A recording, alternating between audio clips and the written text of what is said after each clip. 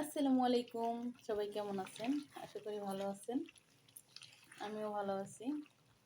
দেখুন গাইস, এগুলো হচ্ছে গরুর মাংস, আমাদের কোরবানির গরুর মাংস।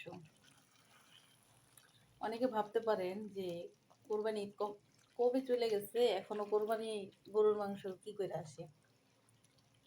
তো আমি প্রায় অনেক বছর বাংলাদেশের কোরবানির মাংস খেতে পারি না। মানে আমি একা না, আমার ভাই, আমরা। তো মনে করেন সেই জন্য আমার আম্মা কোরবানির মাংস আমাদের ভাই বোনদের জন্য রেখে দিয়েছিল। তো আজকে একটা লোক আসছে বাংলাদেশ থেকে, মানে আমার মামাতো ভাই হয় সম্পর্কে।